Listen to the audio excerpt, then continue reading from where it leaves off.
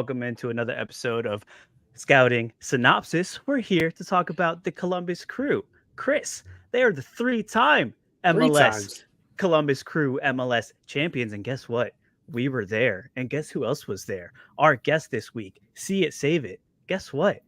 We're here to talk about the champions. How you doing? Welcome to the show. Pretty good. I mean, I obviously can't complain. It's certainly good to be coming off a title, a somewhat unexpected title. Hopefully we can run it back. And at the very least, my crew stacks that I've had for years that came good last year can at least run back a couple victories in Sorare. That'd be nice. Yeah, that's sick. Yeah. Tell me about it. Cause obviously we were at the final and you've been a crew fan forever. We've gone back and forth with like DC crew games all the time. Tell me what that moment's like. Like, how does it feel to be in your own stadium and be hoisting the cup? It was definitely unexpected. I mean, I was telling you guys before we got going, like we had a good season and we were excited for Nancy. We were excited for the roster. I thought we had a lot of talent. I figured, hey, we'll definitely make the playoffs. We'll, we can give some people a run. And then we started off slow. We had some wins. We looked good. But we had still some of the stuff from the Porter era where we'd give up leads late for no reason. And I definitely didn't feel like the roster was fully there. And then we started to gain some ground during the Leagues Cup and look good, even though we didn't make a run. And then all of a sudden, oh, by the way, here comes Saudi and Zelarayan's just gone. Like, oh, great. Well, there goes our best player. And then a day or two later, okay, you're getting Rossi. Well, he wasn't that great in Turkey. Who knows? Obviously, he used to be awesome. He's not quite a 10, whatever. Let's see what happens. And then we just got red hot and it worked. I definitely thought it was done when we got to the Cincy game and we're down 2. I knew we had a chance, but I'm like, and if I could not fathom going out to Cincy, whoever lost that game between the two, it was going to be death to both of them. Like it, that would have been worse than anything else you could have told me about is be losing to Cincy in that scenario. Well, listen, talking about losing, I just want to say you're welcome because it wasn't until that Orlando City came back and won that 4-3 thriller at home that like Columbus season turned around because like it wasn't looking a little rough. There was questions about the defense and Orlando exploited it. And I got to admit, ever since then, the Columbus Crew never looked the same. And look at that. They won. That's true. MLS Cup what? That was completely that they set us off on that run. You are 100% right. Which kind of backfired because then you knocked us out. That was that's true. You didn't quite. Yeah, we knocked off some teams that you need us to knock off, but then you accidentally got knocked off. So wait, who called the Orlando Columbus game like correctly between the two of us, Jorge? I don't remember that because I think you had said Orlando was going to be going to the conference final, right? Yeah. I mean, I had it down. I didn't want to face Columbus. That was the one team because both games during the season were crazy, and then facing them in the playoffs, it was going to be 10 times crazier. And I was scared, so I was wrong about that. Oops. Yeah, T. Price makes a good point too. Atlanta were the team that could have beaten Columbus in the playoffs, and I think that was my my synopsis or my diagnosis was whoever wins that Atlanta Columbus match is going to Orlando and winning that game, and then is going to get to the conference final, and who knows. And you mentioned the Cincy game, which was wild. I was watching that game, and just I don't know why. I'm not a Columbus fan. I just knew Columbus was coming back. Like there was no doubt in my mind that Columbus was going to get back into that game and to win it, just with the way Cincy was playing and like subbing off. I believe they subbed off Lucho, if I'm not mistaken. Like late in the game. The problem was they left him on. That's right. And he was just out there. He was dead around with just he was of the world. Dead. Correct. And they didn't need him on. Yeah, they didn't need him on. Yeah. Correct. Yeah, that was... I was actually at both the home Atlanta games, and obviously the first one felt great. And I almost knew going to Atlanta that we weren't going to beat them. I didn't think we were going to get beaten that badly, but it didn't feel... I don't know. That new 3-game set is kind of a weird format. It's a weird one. And I don't think teams... I mean, we didn't rest anybody, but it just felt like, all right, if you get down... Who cares? Get back home. It's going to be cold. You're going to be rocking. I don't know. That was a weird format change. Yeah. I don't know Yeah. if I was the biggest fan of that. Hey, they'll probably I change think it it's again nice next year. though because you don't just go on the road and get beat and that's it. Like you get a chance to answer, and then hey, if you can beat the other team on the road at least once, then you earned it. Yeah, I don't know. I just don't like the general format. It's not football. It's definitely a soccer thing for sure. There. So yeah, that was last year, and you guys won the cup, and la di da. Talk to me about this next season coming up here, right? This is what we're worried about and what we're focused on now. Talk to me about this next season, what we expect, who we think stepping up, who's maybe had too good a season and we don't think is going to be as good this year. Like, give me your overview of 2024 for the club. What have you done for me lately, right? Exactly. That was at least 2 months ago. Like, it does not count anymore. That was a completely different calendar year ago. Like that's But they didn't change much. We know exactly. I was looking. I mean, I was looking through this before. I mean, I know the roster, but I was looking through this beforehand, kind of like, all right, am I missing anything? Have I've been on the road for work, and I'm like, have I missed anything here? And we haven't really done a ton. I mean, we mostly extended some important positions. We didn't really not extend any overly important spots where it's like, oh man, I really would have wanted to see that guy stay. Josh Williams retired. He didn't play at all last year. He's a good dude to have around, and I wouldn't be shocked if he sticks around just as a guy to be around. Obviously, he's just going to be boosting collections, or or when we get coach cards maybe, but he's not going to be around. Goalie wise, obviously Schulte had some struggles early. He took over for Room when Room was sick or hurt, and then took over for Room to the point that Room is now back in the Netherlands.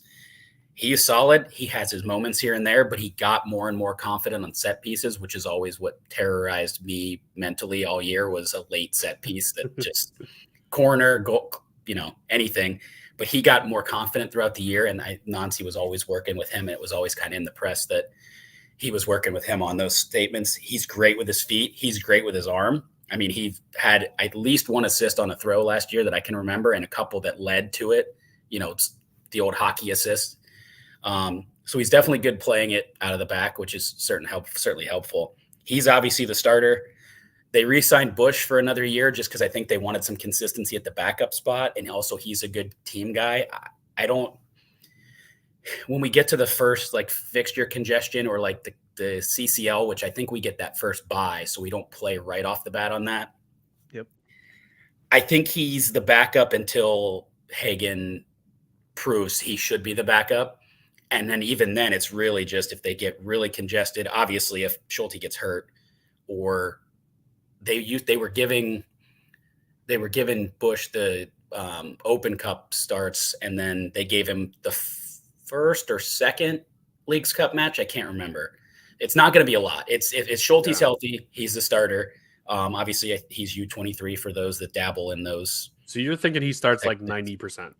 I think he's starting unless for some reason he really needs a break, or it's one of those where they get really congested and they want to give one of the other guys a match. I don't think they brought in Hagen to challenge him for the starting role. I think they just wanted someone that's not 37. And Evan Bush is great as a backup. But what happens if Schulte has some rough moments at the start of the year? Bush does not inspire me as we have a backup plan. It's Schulte's kind of our guy, and if he's not doing it, then we're just up a creek. Correct. Yeah. I mean, I really just think it's Bush until they feel confident that Hagen can potentially be that backup. But like you said, I think if Schulte really, really struggles, I think he has a pretty long leash to struggle, because I don't think either of them are, this guy's going to come in and really challenge. I honestly do not know that much about Hagen. It just kind of based on what I've seen, he seems suitable, but I think he'll have a relatively long leash because he had some struggles last year and they saw him work himself out of it. Yeah. And I think it's Bush until it's not, as far as those other random spot starts. And I don't know, unfortunately, Sorare wise, that we're going to know that it's coming, before a lineup block or anything like that. Right. It's really just if he gets hurt, if Schulte gets hurt. I got bitten by the Bush one last year where he started the Leagues Cup match, and I had dead nuts lineup on the whole rest of the lineup, but I had Schulte in there. And then I wake up, I think I was at the British Open. And so it was in the middle of the night for me. And I looked at the roster the next morning. I'm like, wait, what happened? Oh, man. I think I had maybe almost 300 between the other 4 players. No. And I'm just sitting there and it was a Bush clean sheet, but I had not Schulte. Yeah. Oh, like, that's the worst. And like, it happens. Obviously, buying goalkeepers on Sorare isn't always the funnest thing. Schulte comes at a premium because he is U23. What are the rumblings like with his future with the club? Like, is he one of those guys that there's talks that he wants to go overseas, or do you think he'll be around for quite a while?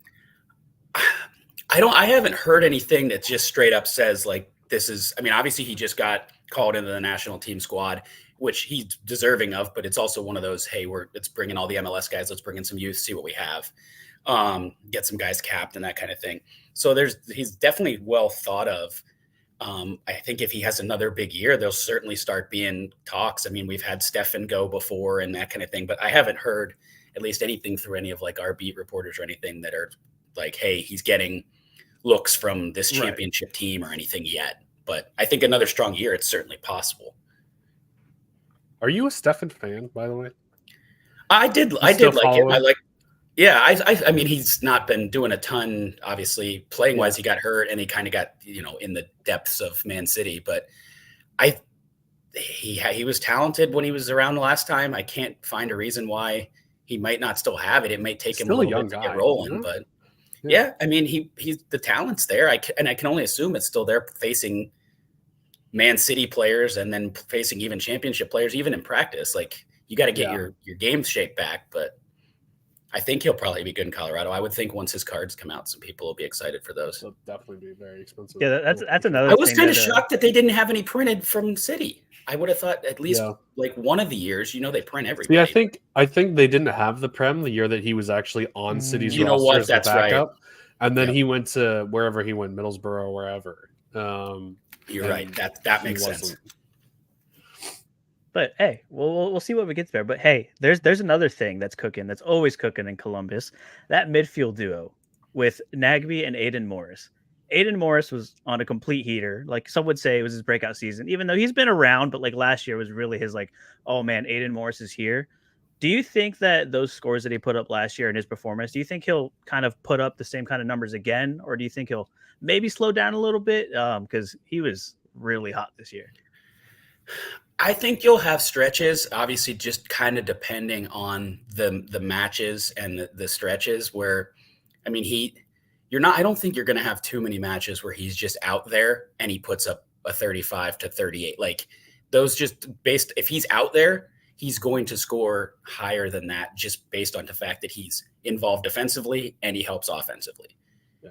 Unless he subs off early or picks up, a negative decisive somehow, which there weren't really a ton of those either. I think maybe he might have conceded a penalty at one point, I remember, but like there's not a lot of that. So if he's out there, which they're going to put him out there if he's healthy, he's going to play 60 plus minutes and he's going to get counting stats and get all around stuff.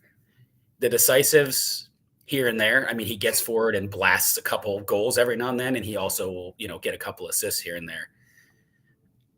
I'm not going to say that he's going to sit there and ping all those dark green scores, but the build is there. And obviously the people around him are there that when we're winning, he's just pushing up, dinging passes to all these guys and just pinging away at all around. And when we're down, he's playing a lot of defense and he's getting points from the defense. So, I mean, it's certainly possible that he can repeat a lot of that performance, because it wasn't a lot of decisives that got him there.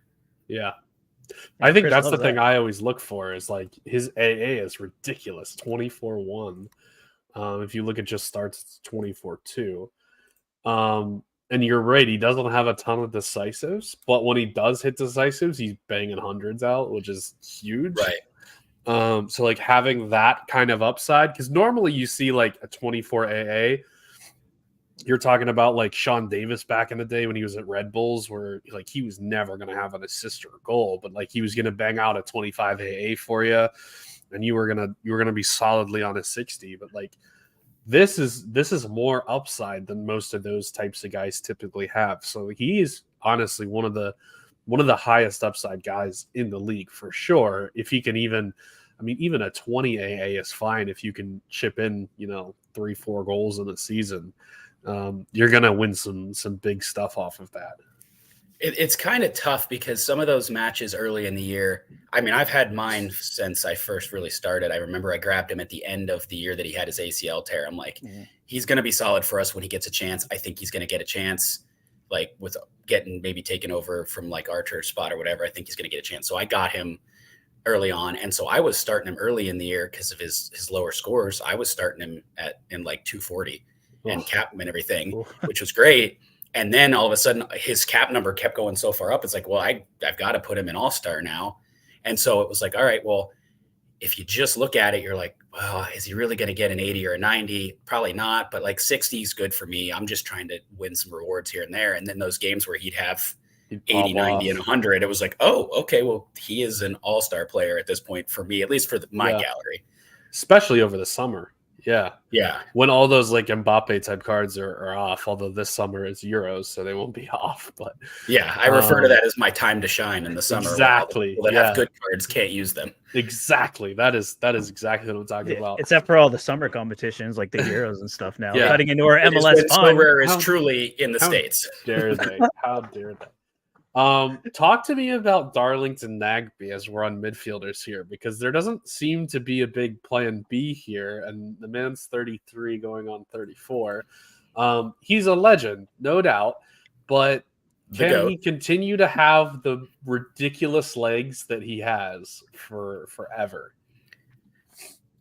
God, as a Crew fan, I certainly hope so. I know it. I mean, they signed him for 2 more years, and that contract can be bought down to get him out of being a DP. So I expect that to happen when they find the DP that they want / can acquire the DP that they decide upon. So I do think that'll happen. And I do think if he signed that deal, he intended to play those 2 years. I don't think it's just a 1 year. And honestly, for him, he is the throw him in your cap 240 lineup, and somehow he stays with the L15 that'll keep him in there, but somehow he still scores 60 and 65 almost. It's like, I know there's lower scores in there and that's how it happens, but it seems like you put him in at a cost of 50 and he scores 60 every time. I don't understand it. Like, it's not what happens. It just feels that way. Yeah. And you can get him pretty cheap too, because I mean he's a little bit older, so people don't really want to pay up for that. And at this point, he looks like he's going to play forever, and he's going to continuously just win you. And then he's just started banging some of those top corner shots later in the year too, like just picking corners not out of nowhere, but you get at least one. You're getting one, if not more, at least every season with Nagby. Yeah, he's so right. Good. And as I heard you guys saying, kind of the backup plan for either of those two is Zawadzki. He fills either of their spots, and I'm not going to say he fills it either the way that either of them do, but Zawadzki plays either of their roles or kind of allows the other one to play. If one of them's out, Zawadzki's in, and Morris plays the Nagby spot. Nagby plays Morris' spot. Zawadzki's a little bit more defensive, but also we've seen. I think there was a stretch, not this year, but the previous year, where Zawadzki came in for 2 or 3 games and just banged some goals, and I think. At some point, people were like just going nuts for it. But when he's in there at this, like the CDM, like the kind of 6 spot, or even the 8, he's pretty solid. Now, Sorare wise, it may not quite be there. I haven't really looked at it from that perspective, but play wise, it is. And then he's also going to be a pivot at center back and the left, right, and even center back spots. He's kind of a pivot. They did that last year when they were thin at center back, and he's going to get into a lot of the games, which is kind of nice if you're not starting him, because he'll get some 25s versus 0s and they'll count. But he's going to play. He's definitely going to play. And if either of them's out, he's going to start. Yeah, I was just looking at that, like 19 starts and 20 off the bench, and only 3 times he didn't get in, 1 time not in the squad. Like, that's kind of crazy. And also you were talking about, had a good run here at center back, like really good AA. When he starts, he throws up a 17 AA, which is absurd. So, I mean, obviously not goal decisive or not goal dependent, but if you're getting a guy who's like 38, 39, and when he starts as a 55, like that's a perfect 240 player, especially if he starts like every other game. Right. When honestly, I think we're probably running. We're definitely running it back with Camacho, Amundsen, and Moreira. I know we'll probably get to defense, but we're definitely running the back with those three at the back. If any of them get tight early in the year, can't get a start, or whatever, somehow get a red card or whatever, I actually think he's probably the first one to actually start in one of those three spots, and they'll shift. Like if it's, let's say it's Camacho is out, they'll move Moreira in central, and Zawadzki will take his left center, right center back spot because they can trust him. I think they would give him the nod over Chiburko, which I personally would, but that's a different story. So Chiburko had some nervy moments last year that have just that anytime he would sneak in late, he's a great player, great guy, but anytime he would sneak in late, I'd sit there going, oh boy, between him and set pieces, I'm concerned. So before we head to defenders and like leave the midfield, so you're basically saying that like picking up a Zawadzki is not a bad idea because no matter what happens, and look, things do happen. It's a physical sport, especially in the Major League Soccer. It's probably a good idea to pick him up for reserve because he'll slot in basically anywhere, right? Yeah, I mean, he can come in, and he's also U23 again for those that have the big enough galleries to care about such things. He's the pivot for both Nagbe and Morris, and then he's any of the three center backs. Usually the two either left or right, but he can, if for some reason they were both out and Moreira or Camacho wouldn't then play central, he technically could pop in there as well.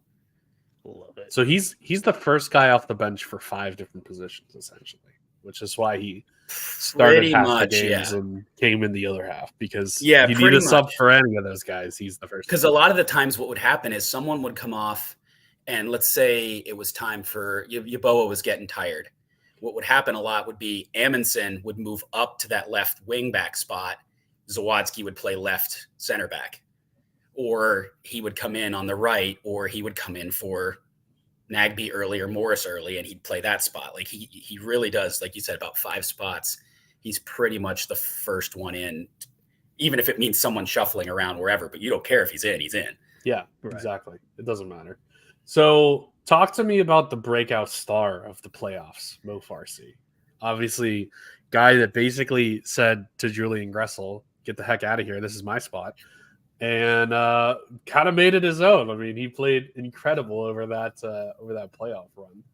Yeah, I mean, he definitely made it incredible as far as on the field doing what we needed. It's weird from a so rare perspective, and you're going to live and die by the fact that it is a right wing back, right wing, like, you know, the Matrix is not necessarily friendly to some of those things, but you also you can bang 100 or you can bang a 15, and it might have been 100 and turn into a 15. Like, just that's the kind of way the Matrix plays it. As far as on the actual field, he literally scored a 0 one time as well in 76. Correct. Yeah, and it's certainly possible to do that. And I was as shocked as anybody going into the playoffs, where all of a sudden he started starting over Gressel, because I was starting Gressel in my lineups. As soon as we got Gressel, I went immediately and got a defender card because I could slot him in a defense, and I'm like, this is going to be awesome, and it was.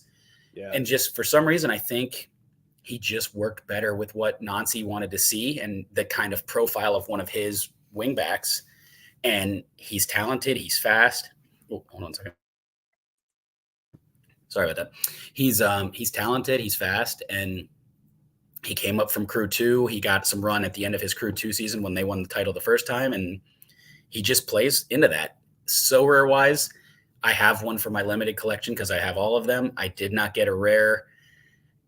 It's hard because it's all or nothing. If you have some lineups where you're swinging for the fences, put him in there. I just wouldn't put him in any cap. I actually really liked him. I like him a lot as like a cap 220 type of guy, especially if you're gonna hit like these 40s, because like he got that 70 in him. Like he can go, but he's also got this without a decisive down. He puts up a 0. Just incredibly hard to do. -36. -36. You have to try for that. That is right. That is wild. Correct. And I don't even know he might. I don't think he had a yellow card. I think he just. And we didn't even get hammered either. He did not. He did not. And it was 2-0. But Hector Herrera was too much for Mo Farsi. It's what it was. 13 duels it might have lost. Been 2 duels won. Like this is you lost 26 points and duels lost. Yeah, it's third. Yeah, I mean, Oh, I my don't gosh. remember that game specific. Actually, I do. I remember that game. I don't remember his part in that game, but we could not get You could anything tell. going. I think Yeah. that was the one where we were in Houston. It was like a midweek Wednesday, and it was hot as hell. And Yeah.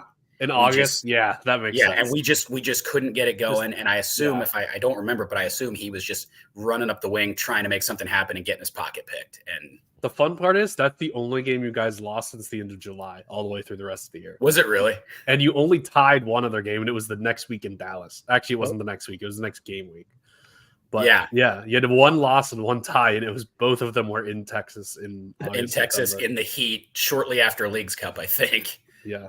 Yeah, Yeah. everybody had Leagues Cup hangover. All right, it was there. JVic Yeah. brings up a really good point. There were some rumors of Farsi going abroad. Have you heard anything about that? How legit are those? Is it just a bunch of nonsense that we always get? I saw a couple people like saying something in a couple of the discords I were in about like Farsi this, Farsi that. I hadn't physically seen like the tweet or whatever this came from, and I haven't seen any of our like massive report or any of our beat writers.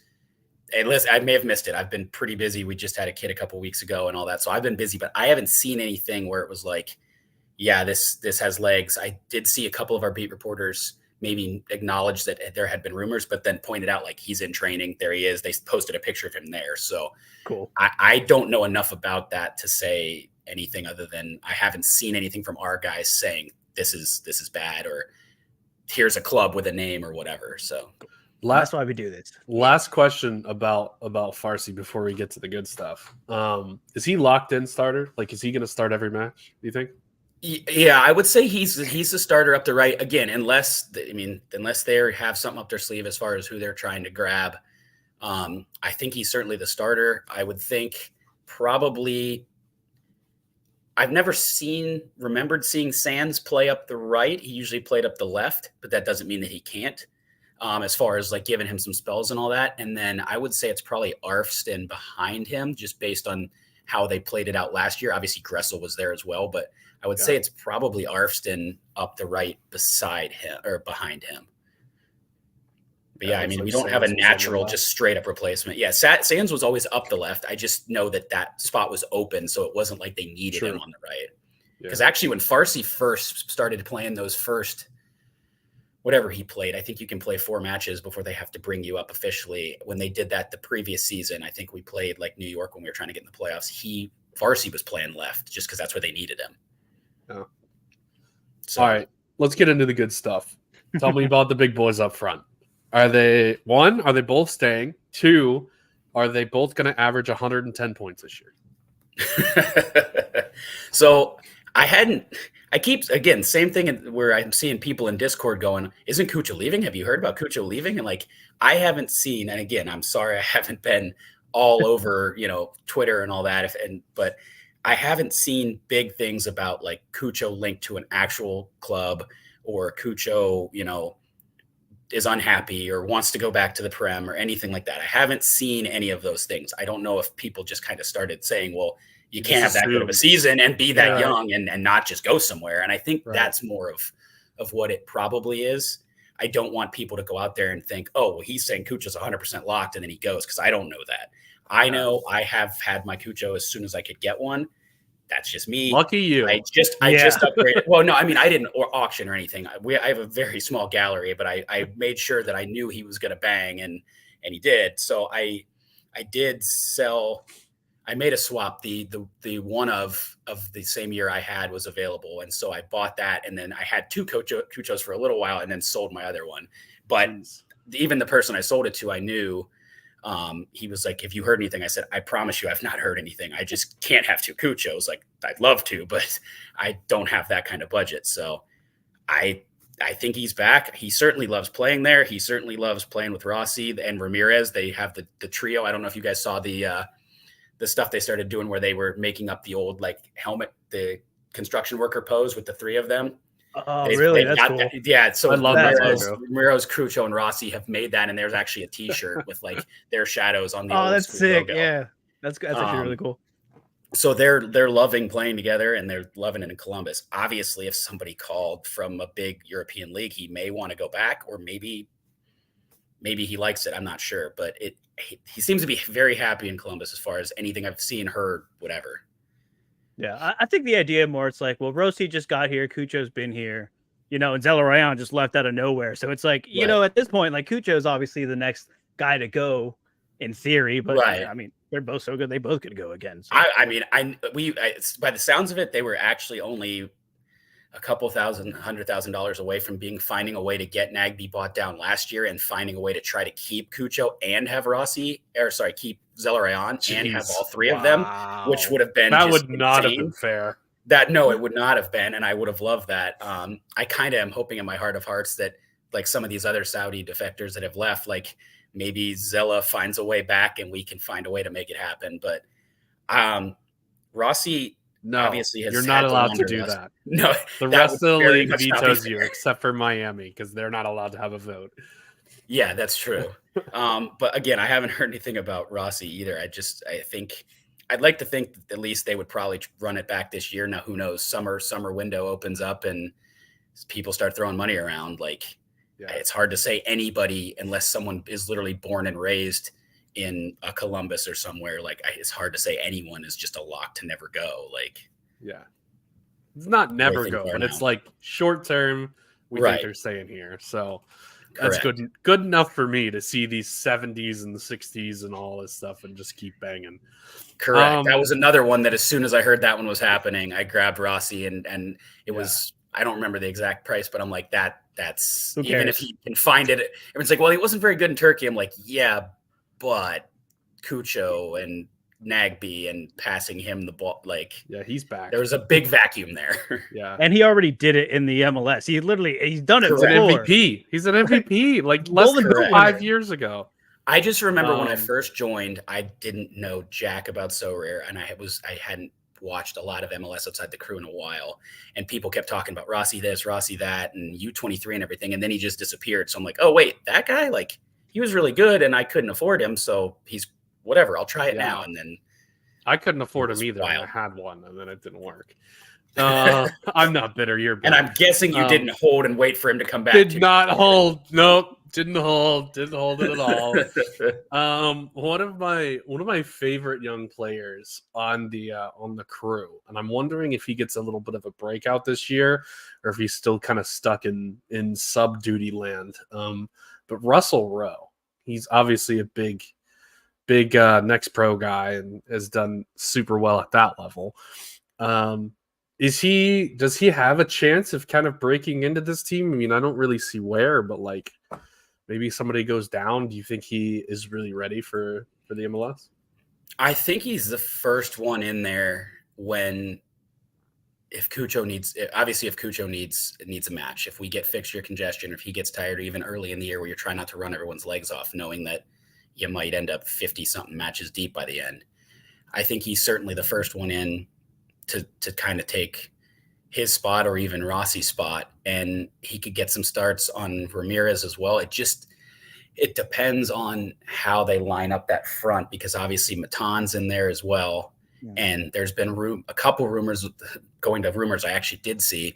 There was a couple rumors earlier in the offseason of one of the guys from the Belgian league. I don't know how to say his last name, but I think it's like Stoikers or Stuckers, of possibly them being rumored to him. And then I haven't seen more about it. But obviously, if they brought up any more attacking midfielders or anything, that's going to even congest it further, because Matan was a big prospect. And then I don't know if he just didn't jive with Porter, or Porter didn't think he was very good. They shipped him off to Romania, and then he comes back and Nancy throws him in there, and he was awesome. So I remember him being really good the first time. I was really impressed with Matan when he was there in Columbus the first time. Yeah, and I don't know I have no idea. It could have been a work ethic thing. It could have been he just didn't work out with Porter. I have no clue, because it never made a sense to a lot of crew fans as to why he just didn't get into the lineup. So it's just tough, because you've got those three with Ramirez, and then you've got Matan, who's kind of up there attacking wise as well.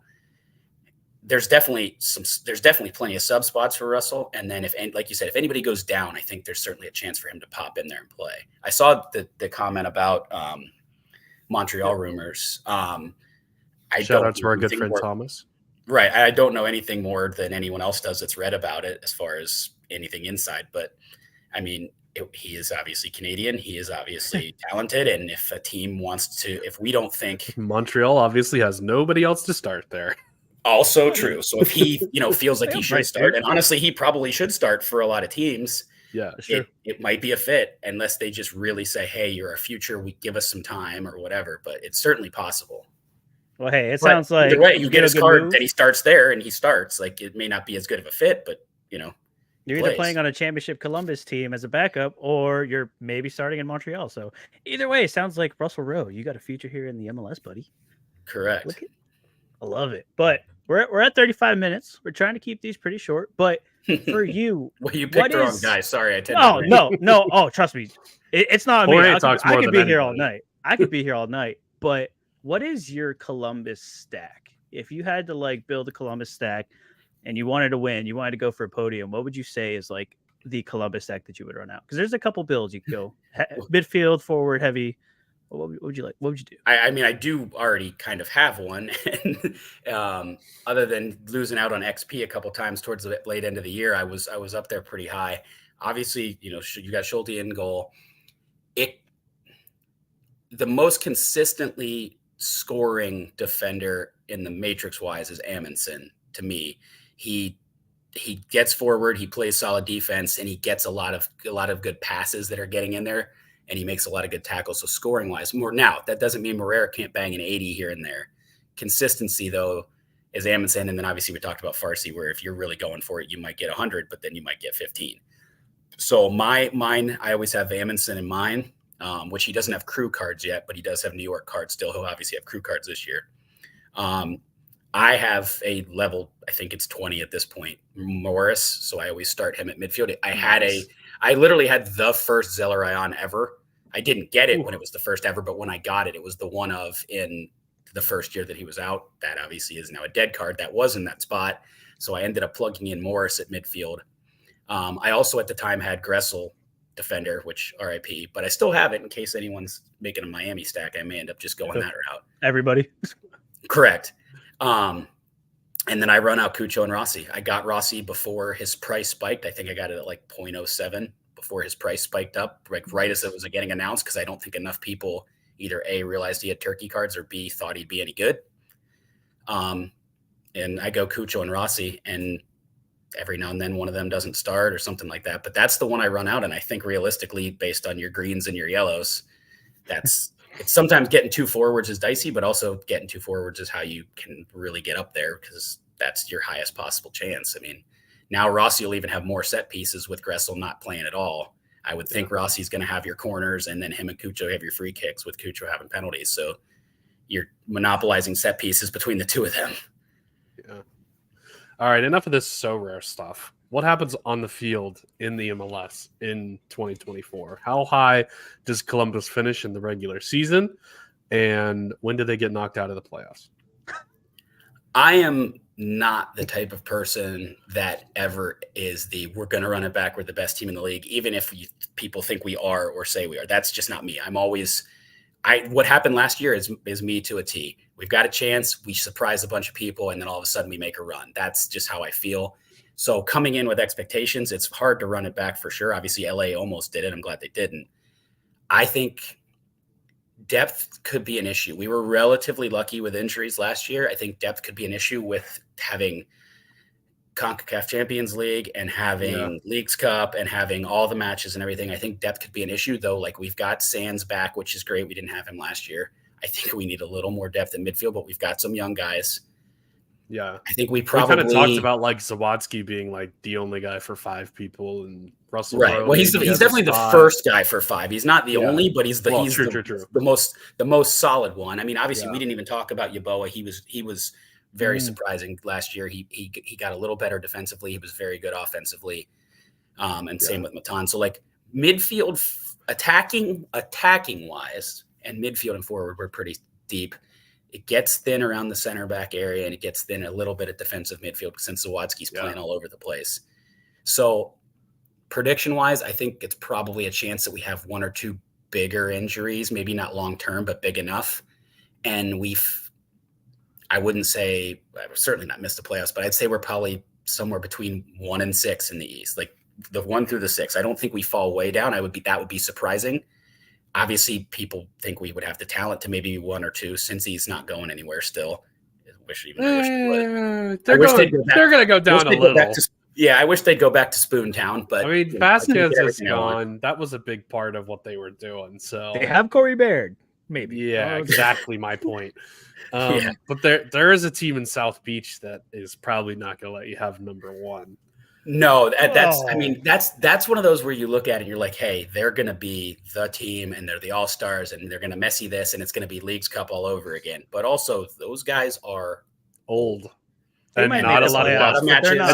And they've already lost. Can they do it in Houston on a Tuesday? Everyone always asks. Exactly.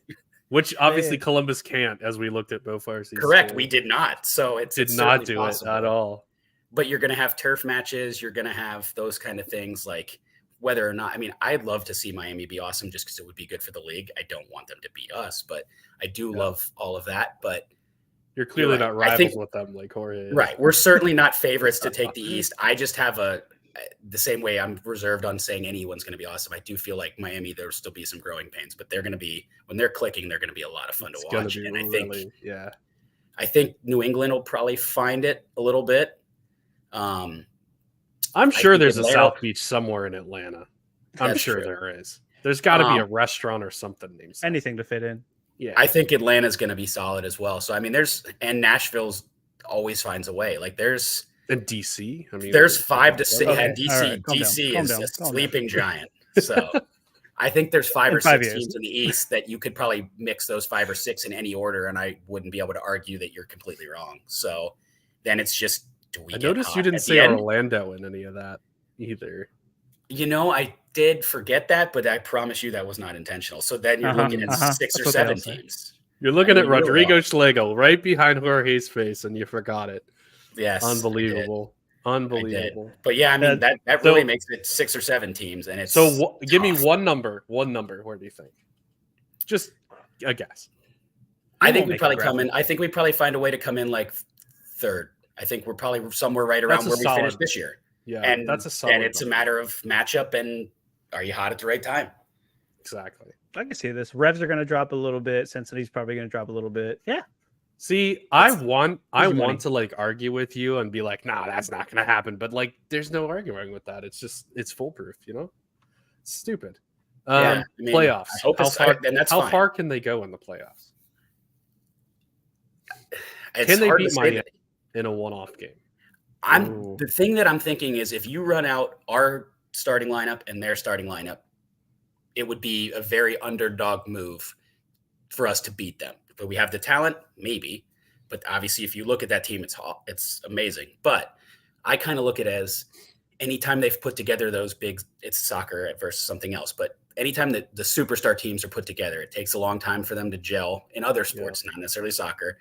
And then also, again, if they play us in May, they're probably destroying us. But playing any team with guys that are older, whatever, that late in the season, in the cold, in wherever it is, like is Miami cold? They maybe still lost some. Well, right, they're going to get. In theory, they get all the home matches. One, but just that late in the year, I wonder if they can hold up. And if they do, they're going to walk through everybody like everyone thinks they are. I just see here's the thing with the synergy too, because these guys all played on the same team for like years before this. So it's not like you're taking the MLS All-Stars and putting them on one team. You're taking a Champions League team from 2014 and just moving it to the MLS 10 years later. Like, right. You're getting the band back together a few years with later. creaky knees. Exactly. This is the Beatles of and you're chipping in Julian Gressel. So like which is not nothing. Like and they have kind of a joke that he moves around, but like he's not nothing. Like he's a very talented player.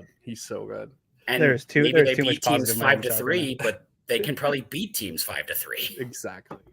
Drake Calendar's good too, though. Like, hey, this is the Columbus show. I don't know. Yeah, I'm still Boo Miami. Right. Well, if they need another DP to make it work at the summer window, then Garber will give them one. So let's call him up. Donnie boy, hello. You can trade 1 million Garber bucks for another DP. That's a water bottle, not a phone. Look, this has been incredible. MLS Cup champions 2023. Maybe they'll do it in 2024. Maybe not. I don't know. But this is incredible. Real quick before we get out of here, on the spot, Bouncy coming in late. How does Gressel score at Miami? Thought we said this I was don't think not a he's- Miami show. Everything's He's a a Miami Columbus show player. at this point. He was a He's gonna- Columbus yeah. player in Miami show. 2023. So Fair enough. He's a technically- Columbus Fair. player long enough to not even get Columbus cards. But he got a ring. I think. That's all that I matters. think he. I mean, he's not going to have sets. I can only imagine much over obviously that little guy from Argentina that's really good. But Jordi if you're in the Alba. midfield, if you're in the midfield or even in defensive and getting forward and just whipping crosses into those talented players and getting all the passes and all that kind of stuff, I can only imagine his AA is going to be pretty solid. I mean, like I said, if they're winning matches 5-3, he's getting, if you have a defender card at least, or, he's getting dinged for that a bit. But I think he probably scores a little better than he did in his few start matches, solid ones for Columbus. I mean, I have one and I'm keeping him for the time being to see what happens. So I will be selling. You're going to sell? You're going to sell the hype on that one? Yeah, I'm selling the hype on that one. But this has been incredible. Thank you so much for coming on. Anytime we need to talk Columbus, you will be coming in. And guys, make sure you're subscribed and all that fun stuff. We have more of these coming out for you. There's a lot of teams, but we'll get through them. I promise. Be easy, That's what you stay think. straight, and get those rare cards. Get that threshold. MLS is back.